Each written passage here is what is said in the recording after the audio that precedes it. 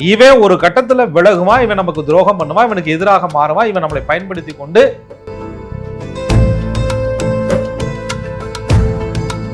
குடும்பம் ஒரு பக்கம் பிரச்சனையா இருக்கு, தொழில் ஒரு பக்கம் பிரச்சனையா இருக்கு, குடும்பம் அமைஞ்சதுல ஒரு பிரச்சனை இருக்கு, குடும்பம் அமையாத ஒரு பிரச்சனை இருக்கு, இன்வெஸ்ட்மெண்ட்ல பிரச்சனை இருக்கு.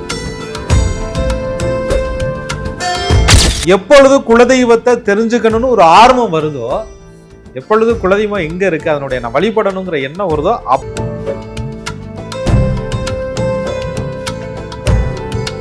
அப்ப அந்த சுக்கிர பகவான் நல்ல அம்சங்கள்ல இருந்தா மட்டும்தான் அவர்களுக்கு சரியான நட்பு, சரியான உறவுகள், சரியான இவங்களை யார் குடும்பத்துக்குள்ள குடைச்சல் கொடுத்துக்கிட்டே இருந்தாங்களோ அவங்களே திரும்ப வந்து இவங்கள்ட்ட மன்னிப்பு கேட்கிற மாதிரி. நம்மனாலையும் யாருக்கும் கஷ்டம் வேணாம், அதே நேரத்துல யாருனாலையும் நமக்கு கஷ்டம் வேணாம். நம்ம யாருடைய வாழ்க்கையிலையும் போய் கருத்து சொல்ல வேணாம், நம்ம வாழ்க்கையில எவனும் வில்லங்க பண்ண வேணாம்.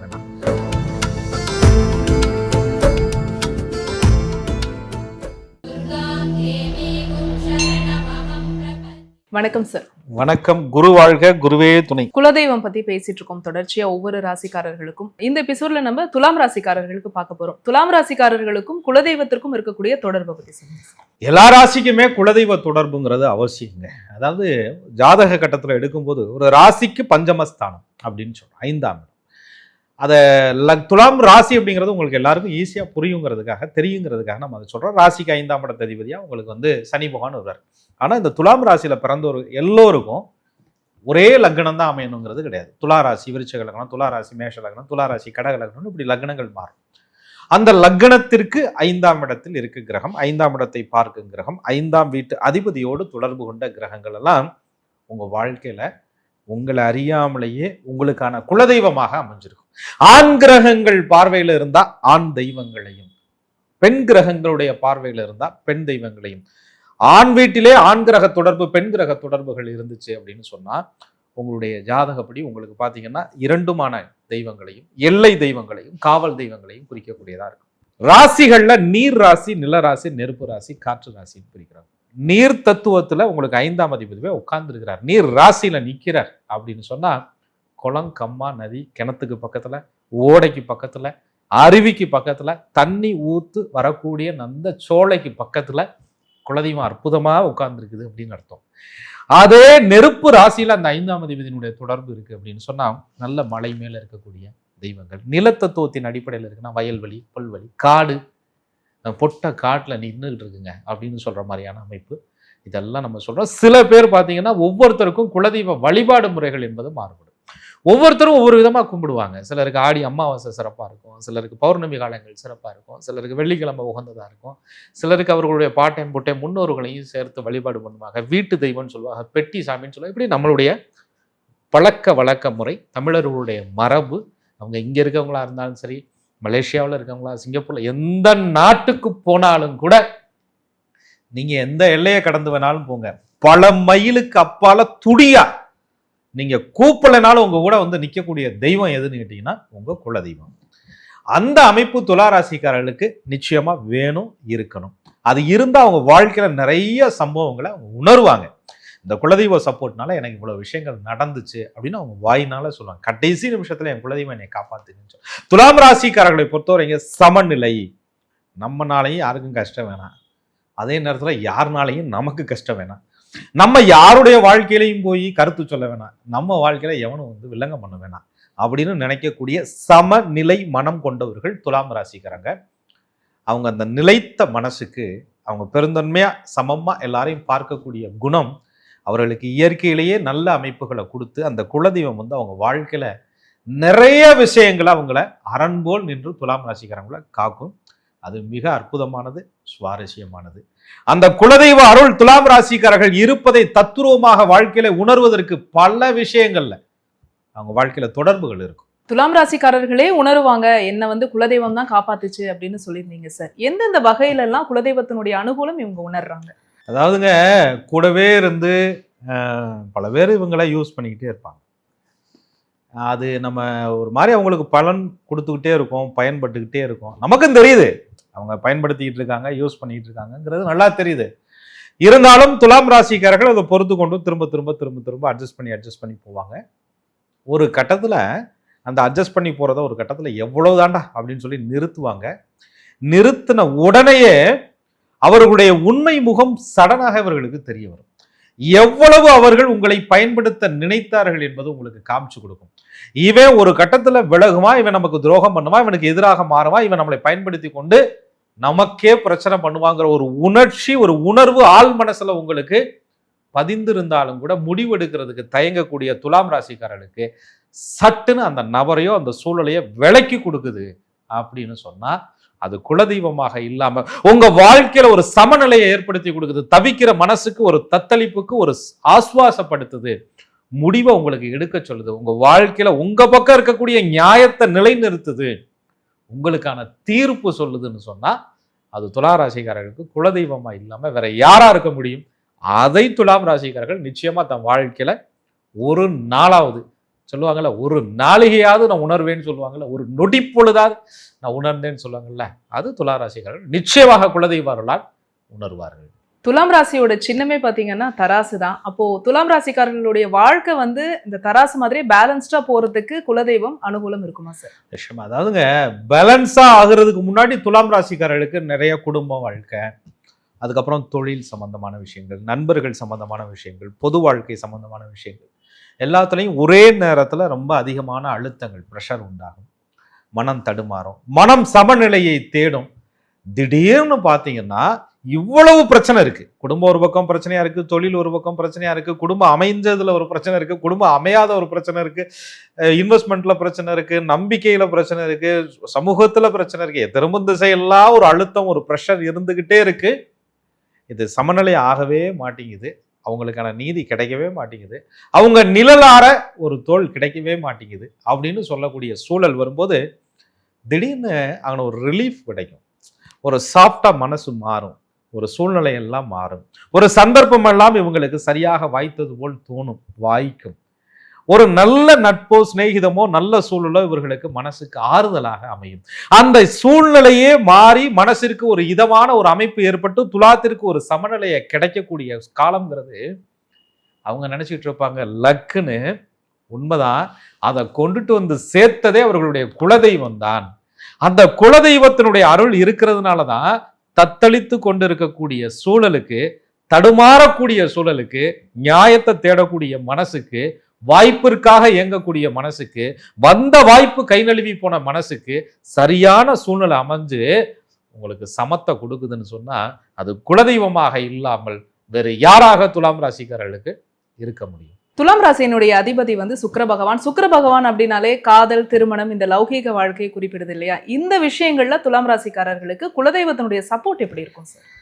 பொதுவாக காதல் திருமணம்லாம் நடக்கும்போது அதில் நிறைய விஷயங்களை பிரிச்சுக்கிறோம். ஒரு சொந்த பந்தத்துக்குள்ள ஒரு மாமை மகாத்தமா அப்படின்னா பரவாயில்ல. சில நேரங்களில் என்ன நடக்கும்னா அவங்க நம்ம பாரம்பரிய முறையில் சொல்கிறாங்க, இனமாற்றம், குலமாற்றம்லாம் சொல்கிறாங்கல்ல, அவங்க குலதெய்வம் கெட்டு போச்சுங்க, 5ஆம் இடம் மாறி போச்சுங்க, பையன் தடுமாறிட்டாங்க, பிள்ளை தடுமாறிடுச்சுங்க அப்படின்னு சொல்லி அந்த குலதெய்வ அமைப்புகள் சரியா இருக்கும் பொழுதுதான் அது சரியான முறைப்படி சுக்கிரன் கொண்டு போறார். சுக்கிர பகவான் வந்து உங்களுக்கு கொஞ்சம் பாதகமா இருக்கும்போது மனசே என்ன பண்ணும்னா காதல் மட்டும் இல்லை, எல்லா விஷயத்துலையும் போய் ஏமாற்றத்தை சந்திக்க வச்சிரும். ஒரு தவறான உறவு முறை, தவறான நட்பை துணிஞ்சு தேட வச்சிரும். அப்ப அந்த சுக்கிர பகவான் நல்ல அம்சங்கள்ல இருந்தா மட்டும்தான் அவர்களுக்கு சரியான நட்பு, சரியான உறவுகள், சரியான சூழல்கள், சில விஷயங்கள் அமையும். அப்படி அமையும் பொழுது அந்த ரிலேஷன்ஷிப்ல ஒரு பிரேக் விழுகும். அதுல சில நேரங்கள்ல காரணம் தெரியாமல் துலாம் ராசிக்காரர்கள் விடை தெரியாமல் தன் மனசிற்கு ஆறுதல் கிடைக்காமல் அலைமோதும் பொழுது, அந்த விடை தெரியாத கேள்விக்கு இவர்கள் ரொம்ப துடிக்கும் பொழுது, கடைசி நேரத்துல உனக்கு நடந்தது நல்லதுதான், உன்னை காப்பாத்துனது குலதெய்வம் தான் அப்படின்னு துளாராசிக்காரர்களுக்கே புரிய வைக்கும்.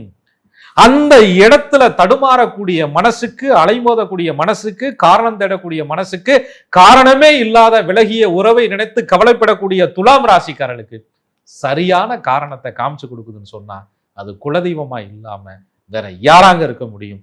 அந்த ஒரு அமைப்பை துலாம் ராசிக்காரர்களுக்கு குலதெய்வம் கண்டிப்பா கொடுக்கும். இருக்கிறதுலே அதிகமான வலி மனவலி தான். துலாம் ராசிக்காரர்களுக்கு இந்த மனவலி ரொம்ப அதிகமா இருக்கும் அப்படின்னு பொதுவா சொல்லுவாங்க. குலதெய்வத்தை வழிபட்டுட்டா இந்த மனவலி தீருமா சார்? நல்லா கேட்டிய. இருக்கிற பிரச்சனையெல்லாம், எக்ஸ்ட்ரா லக்கேஜ் எல்லாம் தூக்கி தான் தோல் மேல வச்சுக்கிட்டு அதிக வழியை தேடிக்கக்கூடிய ஒரு ராசின்னு சொன்னா துலாம் ராசிக்காரர்கள். பெரும்பான்மை அவங்க வந்து சில விஷயங்கள்ல ரொம்ப பார்க்கறதுக்கு சிரிச்சுக்கிட்டு எல்லாரோடையும் சகஜமா இருப்பாங்க. நடையில தெரியாது, உடையில தெரியாது, பாவனையில தெரியாது. ஆனா உள்ளுக்குள்ள 1008 வழிகள் அவர்கள் மனசுக்குள்ள சில சூழல்கள்ல இருக்கும். அந்த நேரங்கள்ல அந்த வழியை கூட மாற்றி ஒரு சுகமான உணர்வுகள், ஒரு சுகமான சூழல்களை அவர்கள் ஏற்படுத்திக்கிறதுக்காக இசை, பாட்டு, சங்கீதம், மெல்லிய இசை. நிறைய துளாராசிக்காரர்கள் இளையராஜா சார் ரசிகர்களா இருக்கிறத நம்ம பார்ப்போம். அப்படியெல்லாம் அந்த மெல்லிய இசையோடு தன்னை அர்ப்பணித்து கொண்டு இருக்கும் பொழுது ஒரு இதமான உணர்வு ஏற்படுவது, அந்த மனசை இலகுவாக்குவது அவங்க இசை வடிவில் வந்த குலதெய்வம் வந்தாங்க. அந்த வாசனையை கொடுப்பது இசை வடிவில் வந்த குலதெய்வம் வந்தாங்க. அவர்களுடைய மனசை இதப்படுத்துறது இசை வடிவில் வந்த குலதெய்வம் வந்தாங்க. அந்த குலதெய்வம் தான் இவர்களுடைய மனக்காயத்தை வெளியில தெரிய விடாம, இவங்களுடைய உடல் மொழியை வெளியில காட்ட விடாம, இவங்களுக்கு ஏற்பட்ட துன்பத்தை யார்ட்டையும் சொல்ல விடாம ஒரு இசையாலேயே உங்களுக்கு ஆறுதல் கொடுக்குதுன்னு சொன்னா அது சுக்கிர பகவான் இல்லைங்க, அவர் வடிவில் வந்த உங்கள் குலதெய்வம் தான். ஆக துலாம் ராசிக்காரர்களுக்கு எவ்வளவு பெரிய கவலை இருந்தாலும் குலதெய்வத்தை பிடிச்சிட்டா கவலைகள் கண்டிப்பாக நீங்கும். துலாம் ராசிக்காரர்களுக்கு முக்கியமா இந்த குடும்பம், உறவுகள் இது சம்பந்தமா இருக்கக்கூடிய விஷயங்கள்ல குலதெய்வத்தினுடைய அனுகூலம் இவங்களுக்கு எப்படி இருக்கும் சார்? துலாம் ராசிக்காரர்களுக்கு குடும்பஸ்தானங்கிறது செவ்வாய்ங்க. செவ்வாய்னா நம்ம சொல்கிறோம் சண்டை, சச்சரவு, கோபம், பிடிவாதம் இதெல்லாம் இருக்கும். அதெல்லாம் ரைட். அதெல்லாம் குடும்பத்துக்குள்ளே இவங்களுக்கு வந்துக்கிட்டே இருக்கும். நிறைய விஷயத்த சாக்ரிஃபைஸ் பண்ணி போயிட்டே இருப்பாங்க. பொறுத்துக்கிட்டே போவாங்க, விட்டு கொடுத்துட்டே போவாங்க. சரி போ அப்படின்ட்டு கடந்துட்டே போயிட்டு, அப்படி போயிட்டே இருக்க பட்சத்தில் ஒரு கட்டத்தில் இவர்கள் சைடில் இருக்கக்கூடிய நியாயமாவது உணரணும். இது நியாயமான கோரிக்கை தானே, அதுவாவது அவர்களுக்கு தெரியலையே அப்படின்னு கவலைப்பட்டுக்கிட்டே இருப்பாங்க. ஆனால் ஒரு சூழல் அமைந்து இவர்களை யாரு பழிச்சு பேசினாங்களோ, இவங்களை யார் குடும்பத்துக்குள்ள குடைச்சல் கொடுத்துக்கிட்டே இருந்தாங்களோ அவங்களே திரும்ப வந்து இவங்கள்ட்ட மன்னிப்பு கேட்கிற மாதிரி, உறவாட இயங்குற மாதிரி ஒரு சூழலை உருவாக்கும். இது பழி வாங்குற விஷயம் இல்லை, அவர்களுக்கு புரிய வைக்கிற விஷயம். அதை இவர்கள் அறியாமலேயே துலாம் ராசிக்காரங்க செஞ்சிருவாங்க. அதை செய்ய வச்சதே, அந்த சூழலை அமைச்சு கொடுக்கறதே, எதிரியும் வந்து தலைவணங்கக்கூடிய அமைப்பை கொடுக்கறதே குலதெய்வம் தான். ஆக துலாம் ராசிக்காரர்களுக்கு குலதெய்வத்தினுடைய அருள் பரிபூர்ணமா இருந்தா, ராசிக்கு 5க்கு அதிபதி சனி பகவான் உக்கிரமான துடிப்பான எல்லை தெய்வத்தினுடைய தொடர்புகள் இவங்களுக்கு இருக்குதுன்னா எவ்வளவு பெரிய பிரச்சனைகளையும் சாந்தமா இவங்க கடந்து வந்துகிட்டே இருப்பாங்க. துலாம் ராசிக்காரர்களுக்கு குலதெய்வத்தினுடைய அனுகூலம் இருந்தா என்னென்ன நன்மைகள்லாம் இருக்குன்னு சொன்னீங்க. ஒருவேளை குலதெய்வத்தினுடைய அனுகூலம் இவங்களுக்கு இல்லை அப்படிங்கிறத எப்படியெல்லாம் தெரிஞ்சுக்கிறாங்க சார்? அதாவதுங்க, ஒருத்தருக்கு குலதெய்வ அருள் அனுகூலம்ங்கிறது கண்டிப்பா வேணுங்க. அது இல்லைன்னா முதல் அந்த ஜாதக அமைப்புகள்லாம் அவங்க வந்து உதாசீனப்படுத்திக்கிட்டே இருப்பாங்க. என்னத்த பெரிய இதெல்லாம் நவக்கிரகங்களா, அங்கே நாவல ஏறி சனி பகவான் உட்காந்துக்கிறாரு, என்ன பெரிய கிரகம் ஜோசியம் அப்படிம்பாங்க. என்னையாது அப்படின்னா அவர்களுக்கு அந்த இறை வழிபாட்டின் மேல, இறைவன் மேலேயே ஒரு நம்பிக்கை விட்டு போயிடும். வெறுப்பான வார்த்தைகள், தான் கெட்டு போறதுக்கு தான் நாவலே ஏறி சனி உட்காந்துக்கிறாரு. இவர்கள் அப்படியே தப்பா சொல்ல வச்சுட்டே, ஏன்னா துலாத்துல சனி உச்சம், சாதகமா இருந்துட்டாரு லக்னத்துக்குன்னு சொன்னா இவர்கள் வாக்குல நல்ல வாக்கு எல்லாம் வரும். கொஞ்சம் நெகட்டிவா இருந்தா சொல்றதே நான் கெட்டு போயிருவேன், நான் பாதிக்கப்படுவேன், நான் அப்படி ஆயிடுவேன், இப்படி ஆயிடுவேன்னு அந்த நாவில ஏறி உட்கார்ந்து இவர்களுக்கான பிரச்சனைகளை இவர்களே தேடிப்பதற்கான உரு போட வச்சிடும். குலதெய்வம் கெட்டு போயிருந்தாங்க. 5ஆம் இடங்கிறது குலதெய்வ ஸ்தானம்னு சொல்றோம். சனி பகவானா வர்ற. சனி பகவானா என்ன, ஒரே செயல் திரும்ப திரும்ப நடந்துகிட்டே இருக்கு. வாழ்க்கையில தடைகள் வந்துகிட்டே இருக்கு, சோதனை வந்துகிட்டே இருக்கு. என்னதான் கடந்து போனாலும் அதே பிரச்சனை தொடர்ந்துகிட்டே இருக்குன்னா துலாம் ராசிக்காரர்களுக்கு 5க்கு அதிபதியான சனி பகவான் லக்னத்தை பொறுத்து, உங்க லக்னத்திற்கு 5ஆம் இடத்து கிரகம், உங்க குலதெய்வம் பாதிக்கப்பட்டு போயிருக்கு அப்படின்னு அர்த்தம். அப்படி பார்க்கும்போது தொடர் நிகழ்வுகள், தேவையில்லாத உடல் விபத்துகள், கண்டங்கள், சில எதிர்பாராத வலிக்கு விழுகிறது, காயங்கள் பட்டுக்கிட்டே இருக்கிறது. காயம்னா 2 காயம், மனக்காயம், உடல் காயம், இதெல்லாம் தருவது சனி பகவானுடைய வேலைன்னு சொல்றாங்க. தடைகளை கொடுப்பது, தாமதங்கள் கொடுப்பது, ஒரே வேலையை திரும்ப திரும்ப அலைஞ்சுக்கிட்டே இருக்கிறது. பூர்வீக சொத்துல வில்லங்கம் வருது, சொத்து இருந்து அனுபவிக்க முடியாத சூழ்நிலை வருது. அப்பா புள்ள நேருக்கு நேரா முகத்துல முழிச்சுக்க முடியாத சூழ்நிலை உருவாகிறது.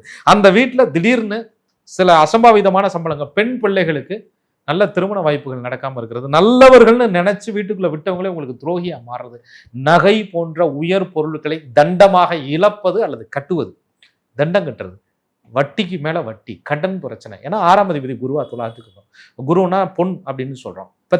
பெத்த பிள்ளைகள்னால நிறைய நஷ்டங்கள். இது எல்லாமே குலதெய்வ அமைப்பு சரியில்லைன்னா துலாம் ராசிக்காரர்கள் நிறைய சிரமங்களை படுவார்கள். துலாம் ராசிக்கு 2 கூடைய குடும்ப ஸ்தானாதிபதி செவ்வாயை 7க்கு அதிபதியான களத்திர ஸ்தானாதிபதியாக வருவதால முறையற்ற சேர்க்கை, நட்பு, முறையற்ற தொடர்பை கொடுத்து அசிங்க அவமானத்தை ஏற்படுத்தி புகழை வந்து கெட்ட புகழா மாற்றி விடக்கூடிய ஒரு வேலையை உங்களுக்கு நடக்கக்கூடிய தசாபுத்திகளில் துல்லியமா நடக்குதுன்னு சொன்னா குலதெய்வ அருள் இருந்தால் பெரிய அசிங்க அவமானங்கள் தடுக்கப்படும். குலதெய்வ அருள் இல்லைன்னு சொன்னா பெரிய குழியை வெட்டி நீங்களே இறங்கிக்கிற மாதிரி சூழ்நிலையை உருவாக்கிடும். அப்ப அந்த அசிங்க அவமானங்களை தேடி கொடுக்கக்கூடிய ஒரு அமைப்பை வரக்கூடிய தசாபுத்தி காலங்களிலே குலதெய்வ பார்வை இருந்தால் அது அப்படியே விலகிடும். இல்லைன்னா அது பெரிய புதாகரமா மாதிரி ரொம்ப கேவலப்படக்கூடிய நிலையை அவர்களுக்கு. துலாம் ராசிக்கு 10க்கு அதிபதியான சந்திரன் ராசியில வந்து உட்கார்ந்ததுனாலதான் துலாம். தொழில தடுமாற்றம், நியாயத்தை தேடக்கூடிய துலா ராசிக்காரர்களுக்கு நியாயம் கிடைக்காது, எந்த வழக்கிலையும் தீர்ப்பு கிடைக்காது, மனசுக்கு ஆறுதல் கிடைக்காது, நல்லவருடைய நட்பு கிடைக்காது, சரியான ஒப்பந்தங்கள் அமையாது, சரியான சூழ்நிலையில போய் இருக்க முடியாது. எங்க போய் இருக்கிறோமோ அந்த இடத்துலையும் பிரச்சனை உருவாகுது, நிழலை தேடிய இடத்துல கூட மரம் ஒடிஞ்சு விழுகுது அப்படின்னு சொன்னா துளாராசிக்காரர்களுக்கு அந்த குலதெய்வ அமைப்பு பாதிக்கப்பட்டு போயிருக்கு அப்படின்னு தான் அர்த்தம். பொதுவா ஒரு சில பேருக்கு குலதெய்வம் தெரியாமலாம் இருக்காங்கல்ல சார், அப்படி துலாம் ராசிக்காரர்களுக்கு குலதெய்வம் தெரியல அப்படின்னா அவங்க என்ன பண்ணலாம்? பொதுவா வந்து பூர்வ புண்ணிய ஊர் இதெல்லாம் விட்டு அந்த காலத்திலே தாத்தா பாட்டன் காலத்துல வெளியில போயிடுவாங்க. நிறைய மலேசியன் பீப்புள்ஸ்லாம் குலதெய்வம் எனக்கு என்னன்னு தெரிஞ்சுக்கணுங்கிறது ஆர்வமா இருப்பாங்க.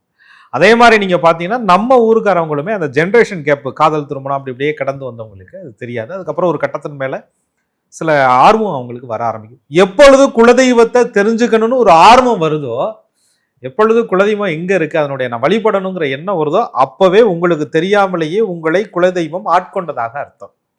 அவருடைய அனுகூலம் உங்களை தேட வைக்குது அப்படிங்கிறதான் அர்த்தம். அப்ப நான் வீடியோல துவக்கத்திலே சொன்ன மாதிரி 5ஆம் இடத்துல இருக்கக்கூடிய கிரக அமைப்புகள், ஆண் வீடு, பெண் வீடு, நீர் ராசி, நிலராசி, நெருப்பு தத்துவத்தை வைத்து ஒருத்தருடைய குலதெய்வ அமைப்பை நம்ம ஆண் தெய்வமா பெண் தெய்வமா அப்படிங்கிறத கண்டுபிடிச்சுக்கிறோம். அதில் மூல நூல்களை நிறைய சொல்லியிருக்காங்க. அதுலேயுமே வந்து ஜாதக பாரிஜாதம் அப்படின்ற ஒரு நூலில் ஆதித்தன் 5ல் இருக்க அல்லது அவனே பார்க்க வாதிப்பான் சிவனை, சார்ந்திட மதிதான் பார்க்க வாதித்த சோதித்த தேவி தன்னை அப்படின்னு சொல்லுது, செவ்வாய் பார்க்க குமரன் பாதம் அப்படின்னு சொல்றாங்க. ஆக இந்த அமைப்புகளை வைத்து ஒருத்தருக்கு குலதெய்வ அனுகூலத்தை பூரணமா கண்டுபிடிக்கலாம். ஒவ்வொரு ராசிக்குமே குலதெய்வ வழிபாடு வந்து சிறப்பா சொல்லிட்டு இருக்கீங்க சார். அந்த வகையில துலாம் ராசிக்காரர்கள் இந்த குறிப்பிட்ட நாள்ல குலதெய்வ வழிபாடு பண்ணா சிறப்பா இருக்கும், இப்படி பண்ணா சிறப்பா இருக்கும்னா எப்படி பண்ணலாம்? பொதுவா நம்ம உறவுக்காரங்க வீட்டுக்கு போகும்போது வெறுங்கையில இருப்பார். யார் வீட்டுக்கு போனாலுமே நம்ம வெறுங்கையில போக மாட்டோம், மரபு. அதுல ரொம்ப பிடிச்சவங்க, ரொம்ப எதுனா அது அவங்களுக்கு என்னெல்லாம் பிடிக்குமோ அதெல்லாம் வாங்கிட்டு போவோம் இல்லையா. அவங்களுக்கு பிடிச்ச விஷயம், உங்களுக்கு என்ன பிடிக்குதுங்கிறது முக்கியம் இல்லை. கேட்டு கேட்டு ஃபோன் பண்ணி உங்களுக்கு என்ன பிடிக்கும் அப்படிலாம் உரிமையா கேட்டு வாங்கிட்டு போவாங்க. அது மாதிரி உங்க குலதெய்வங்கிறது உங்க முன்னோர்கள் வழிபட்டது. உங்க முன்னோர்கள் தான் அவங்களுக்கு என்ன பிடிக்குதோ, அவங்களுக்கு எது உகந்த நாளோ அதுல போறது முதல் சிறப்பு. அதை படையல்னு சொல்லுவாங்க. சில சுவாமிக்கெல்லாம் சுருட்டு, சாராயம் இதெல்லாம் வச்சு மதுபானங்கள்லாம் வச்சு படைக்கிறாங்க. அது கருப்பண சுவாமிக்கெல்லாம் படைப்பாங்க. அது ஒவ்வொருத்தருடைய குலதெய்வ வழிபாடு முறைகளை பொறுத்து. சைவ முறைகளில் வழிபாடு பண்றவங்க சைவ முறையில கும்பிடுவாங்க. அது குலதெய்வங்கிறது அவங்க அதை மாற்ற மாட்டாங்க, அந்த முறை வந்து மாறாது. ஆனால் எல்லா நாளுமே குலதெய்வத்தை நினைத்து தான் எந்த காரியத்தையும் தொடங்கணும், எந்த செயலையும் தொடங்கணும். துலாம் ராசிக்காரர்களை பொறுத்தவரை வெள்ளிக்கிழமை, ஆடி மாதத்தில் வரக்கூடிய அத்துணை வெள்ளிக்கிழமையும் துலாம் ராசிக்காரர்கள் குலதெய்வத்திட்ட என்ன கேட்டாலும் கிடைக்குங்க. அந்த குலதெய்வ வாசல்ல போய் அப்படி நின்று துலா ராசிக்காரர்கள் எனக்கு நியாயத்தை கொடு, என் வாழ்க்கையில நிம்மதியை கொடு, சுக்கிரனுடைய ராசியில பிறந்தேன் சுகம் இல்லாம இருக்கேன், சுக்கிரனுடைய ராசியில பிறந்தேன் ஏமாற்றப்பட்ட வாழ்க்கையில இருக்கேன், சுக்கிரனுடைய ராசியில பிறந்தேன் சுக்கிரனுக்கு உண்டான அத்தனை சுகபோகமும் மகாலட்சுமி அம்சமும் நீ கொடுக்கலன்னா எனக்கு யாரு கொடுப்பான்னு சொல்லி அந்த ஆடி மாதத்துல வெள்ளிக்கிழமைகள்ல துலாம் ராசிக்காரர்கள் குலதெய்வத்தை பரிபூரணமாக வழிபாடு செய்ய வேண்டும். அதே போல ஒவ்வொரு வாரமும் வரக்கூடிய வெள்ளிக்கிழமைகள் துலாம் ராசிக்காரர்களுக்கு குலதெய்வத்தை வழிபாடு செய்வதற்கு மிக அற்புதமான நாள். நீங்க சொன்ன மாதிரி நமக்கு பிடிச்சவங்களை பார்க்க போகும்போது வெறும் கையில போக மாட்டோம். அவங்க வீட்டுக்கு போனா நம்மளால முடிஞ்ச வேலைகளையும் நம்ம இழுத்து போட்டுட்டு செய்வோம். அதே மாதிரி தானே குலதெய்வ இடத்துக்கு போகும்போது துலாம் ராசிக்காரர்கள் என்னென்னலாம் செஞ்சா சிறப்பா இருக்கும்? நிச்சயமா நீங்க அவங்க சொல்லாமலே உரிமையோடு செய்வோம். அது நம்ம வீடு அப்படின்ற மாதிரி உரிமையை எடுத்து செய்வோம். அதுலேயும் சொல்லவே வேண்டாம், குலதெய்வங்கிறது நம்ம முன்னோர்கள் இருக்கும் இடம், நம்மளுடைய பித்ருக்கள் நம்மளை எல்லாம் ஆசீர்வதிக்கக்கூடிய இடம், ஒண்ணு கூடக்கூடிய இடம், பங்காளிகள்லாம் சேரக்கூடிய இடம். 1000 பிரச்சனை இருந்தாலும் வா சாமி குலதெய்வத்துக்கு வா அப்படின்னு சொல்லி எல்லாரையும் அரவணைக்கக்கூடிய ஒரு இடம். நிறைய குலதெய்வ வழிபாடுகள் குடும்பத்துக்குள்ள பிரச்சனைகளையும் பங்காளிகளுக்கு அவங்க அதை எடுத்தே செய்ய முடியாத சூழல் இருந்தாலும் கூட அதை நான் அடுத்த பகுதியில் சொல்றேன். நிறைய குலதெய்வம் தெரிந்திருக்கு, அந்த வழிபாடுகள் பங்காளிகளுக்குள்ள வந்த பிரச்சனைகள்னால தடைபட்டு இருக்கு. யாரோ ஒருத்தர் அந்த ஒரு வீட்டுக்கு வந்த பெண்கள் அல்லது ஏற்கனவே இருக்கக்கூடிய பெண்களால அது வந்து சில பிரச்சனையா இருக்கு, ஆண்களால பிரச்சனையா இருக்கு, அந்த குலதெய்வ வழிபாடு நின்று போயிருக்குன்னா அதை ஒவ்வொரு ராசிக்காரரும் ஒரு குறிப்பிட்ட நாள் நட்சத்திரத்துல மீண்டும் அதை தொடங்க வேண்டும் என்று நினைக்கும் பொழுது நிச்சயமா தொடர்ச்சியா நடக்கும். அது 12 ராசிக்கும் அடுத்த பார்ட்டுல குலதெய்வ வழிபாட்டை, தடைபட்ட குலதெய்வ வழிபாட்டை எப்பொழுது தொடங்கலாம் அப்படிங்கிறத பார்க்கலாம். அதே நேரத்துல சுக்கிரனுடைய அம்சம் பெற்ற ராசி, இது வந்து காற்று ராசி அப்படின்னு பேரு. நிறைய இன்னைக்கு பாத்தீங்கன்னா ஃபேன்ல பாத்தீங்கன்னா மின்விசிறி உபயம்னு எழுதியிருப்பாங்க. அந்த மாதிரி மின்விசிறிகள் வாங்கி கொடுப்பது காற்று ராசியா இருக்கிறனால, நல்ல வசதிக்கு தகுந்த மாதிரி இருந்தா ஏசி இந்த மாதிரி குளிர் சாதன வசதிகள்லாம் அந்த இடத்துல பண்ணி கொடுக்கறது. அந்த ஒளிபெருக்கி, காற்று வரக்கூடிய ஒளிபெருக்கி அமைப்புகள் வாங்கி கொடுக்கறது. சுக்கிரனுடைய அம்சம் பெற்ற ராசியா இருக்கிறனால, சுக்கிரன்னா பூஜை அலங்கார பொருட்கள், குலதெய்வ கோயிலுக்கு தன்னால மாசத்துக்கு முடிஞ்ச ஒரு பூவுக்கு உபயம் பண்றது, சுவாமிக்கு வஸ்திரம் வாங்கி கொடுப்பது. ஆடைக்கு சுக்கிரன் காரகர், சுவாமிக்கு வஸ்திரம் வாங்கி கொடுக்கறது. வஸ்திரம்னா வேஷ்டி சட்டை சேலை அம்பாளுக்கு இந்த மாதிரி கொடுக்கறது. வர்ணங்கள் பூசுவது. துளாராசி சுக்கிரனுடைய ராசி. குலதெய்வம் கோயில் வந்து பெயிண்ட் அடிக்காம இருக்கு, கும்பாபிஷேகத்துக்கு அடிச்சுக்கலாம் அப்படியே பல வருஷமா போட்டு வச்சிருக்கேன். அப்படி போடக்கூடாதுங்க. 12 வருடத்திற்கு ஒரு முறை கும்பாபிஷேகம் செய்வதாக இருந்தாலும் கூட ஒவ்வொரு வருடமும் உங்க வீடு எப்படி சுத்தமா இருக்கோ அது மாதிரி குலதெய்வம் கோவிலும் உங்களுக்கு பளிச்சுன்னு இருக்கணும். அப்படியே குதிரைகள்லாம் சிதலம் அடைந்து இருக்கக்கூடாது, அப்படி கம்பீரமா நிக்கணும். அது நின்னுச்சுன்னா வாழ்க்கை கம்பீரமா நிற்கும். அந்த கோவில்ல இருக்கக்கூடிய கோபுரங்கள் ஜொலித்தால் உங்கள் வாழ்க்கை ஜொலிக்கும். அந்த கோவில் வர்ணம் பூசி அழகா இருந்தால் உங்கள் வாழ்க்கை வசந்தமா இருக்கும். அந்த கோவில்ல இருக்கக்கூடிய தெய்வம் சந்தோஷமாக இருந்தால், மங்களகரமான வாத்தியங்களை எல்லாம் ஒலிக்க விட்டால், அந்த துலாம் ராசிகளுடைய வாழ்க்கையிலும் மங்களகரமான சத்தங்கள் மட்டுமே கேட்கும் குலதெய்வ அருளால்.